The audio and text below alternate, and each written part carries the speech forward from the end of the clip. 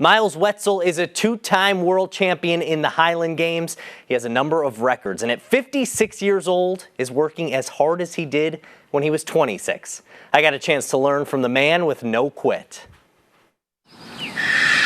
Myles Wetzel may sound a bit intimidating.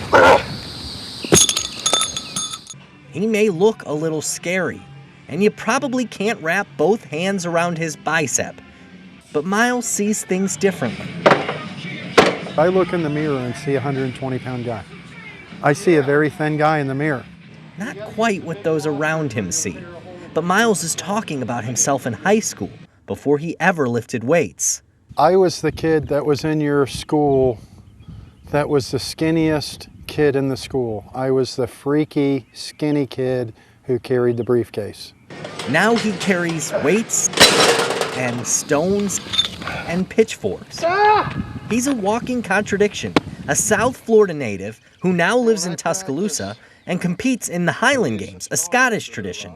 And yet it all kind of makes sense. The sport came to me, I'm not going to say easy, but my first game I went to, I won every event.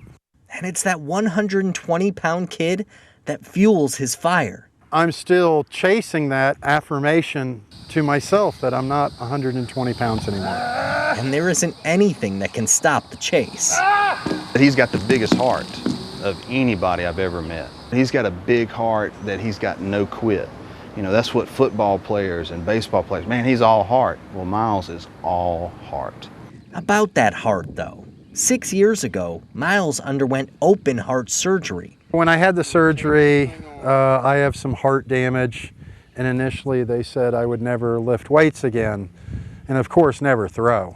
But never throw is never an option for the Highland Games champ. After you get hurt, you fall down, so to speak, as they say.